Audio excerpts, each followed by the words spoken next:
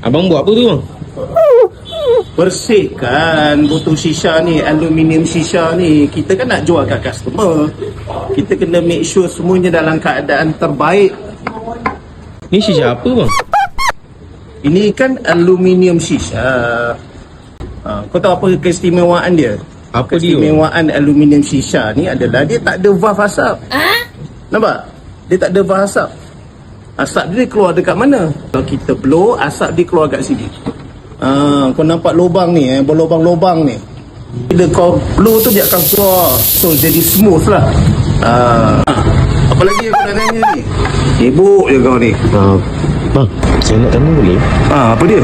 Saya dengar cerita dulu abang kena buatan orang. Betul lah tu. Betul lah aku kena buatan orang. Kenapa? Kau nak tahu siapa yang buat aku? Siapa bang? Dulu aku kena buatan orang ni, sampai muka aku ni saya ingat Bel palsi. Ben Lasri? Bel palsi. Oh, Kau sorry. di sekolah ke tidak? Jadi orang dan badan aku pun semakin susut. Jadi orang ingat aku kena buatan orang. Dan aku juga betul lah kena buatan orang. Jadi orang tanya siapa yang buat? Diri sendirilah buat. Maksud buatan orang tu adalah buatan aku diri sendirilah yang buat. Makan tak jaga, tidur tak jaga, semua benda tak jaga, semua kau sebat.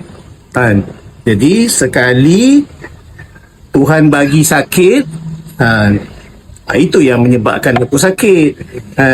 Sebab semua benda dah jadi tak betul. Tekanan darah tak betul, gula dalam badan. Sebab itu aku sakit.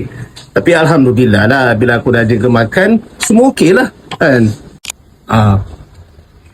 Dah, kau faham tak? Ya. Ada lagi gosip-gosip yang kau nak bincang tak?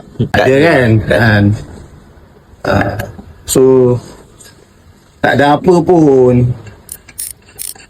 So dalam hidup ni kita kena menjaga diri sendiri, jaga kesihatan. Jangan semua benda kau sebat. Não cessa do fim de semana, baby.